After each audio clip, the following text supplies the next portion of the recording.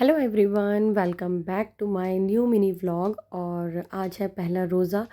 दोपहर हो गई क्योंकि सुबह तो उठते नहीं हैं हम लोग, इतना लेट सोते हैं। सहरी करने के बाद तो मैं बहुत लेट सोती हूँ कुरान पढ़ के। अब मैं इब्राहिम को यहाँ उठा रही हूँ। जब तक इब्राहिम और मैं एक दूसरे को खूब सारा प्यार नहीं कर लेते तो हम दोनों में से किसी की भी सुबह नहीं होती, और मेरी तो बिल्कुल भी नहीं होती। फिर मैंने इब्राहिम को नाश्ता कराया। नाश्ता करा के ज़ोहर का वक्त हो गया था, ज़ोहर की नमाज़ पढ़ी, कुरान पढ़ा।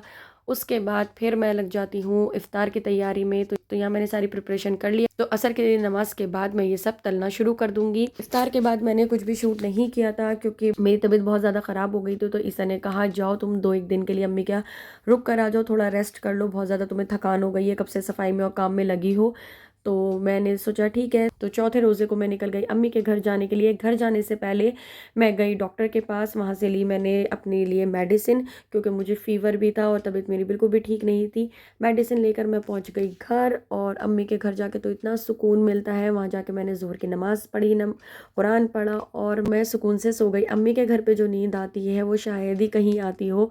उसके बाद मैं उठी असर की नमाज़ के टाइम, असर की नमाज़ पढ़ी, और देखिए यहाँ पर कैसे इफ्तार की तैयारी हो रही है माशाल्लाह से। सब लोग अपने कामों में लगे हैं, और यहाँ अब्बू अम्मी से कह रहे हैं कि ये फ्रूट मत डालो, फ्रूट चाट में ये मत डालो, क्योंकि मैं फ्रूट चाट में बहुत सारे ऐसे फ्रूट हैं जो मुझे पसंद नहीं आते, तो मैंने वो नहीं डलवाती। तो अब्बू वो सारे फ्रूट कह रहे थे मत डालो अरीशा के लिए। और यहाँ मेरी बहन पापड़ तल रही है। तो ये सारी इफ्तार की तैयारी हो चुकी, और यहाँ दस्तरखान लग गया। उसके बाद रोज़े से 10-15 मिनट पहले अम्मी सबके लिए दुआ करती हैं। हम सब ने भी खूब सारी दुआएं की, और उसके बाद हम लोगों ने खोला रोज़ा। तो ये कीमे की गोली घर पे ही बनाई थी मेरी बहन ने। हाँ, थोड़ी खुल गई लेकिन टेस्ट में बहुत ही अच्छी थी।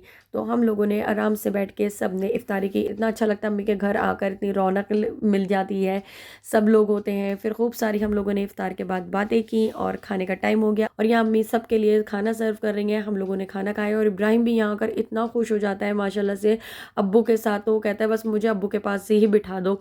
तो वो अब्बू के साथ ही खेलते रहते हैं। हम लोगों ने यहाँ पर खाना खाया। खाना खाने के बाद हम लोग सोने के लिए लेट गए थे, लेकिन इब्राहिम की तो मस्ती ख़त्म ही नहीं हो रही थी। वो यहाँ अपनी खालाओं के साथ, उनको आनी बोलता है, तो आनी के साथ इतना खुश था, इतना खुश था, खूब मस्ती कर रहा था, कभी उनके ऊपर चढ़ रहा था। तो यही मस्ती करते करते आज का दिन ख़त्म हुआ। तो इसी तरह मेरे व्लॉग्स को पसंद करते रहिए। नेक्स्ट व्लॉग में मिलेंगे। Bye bye.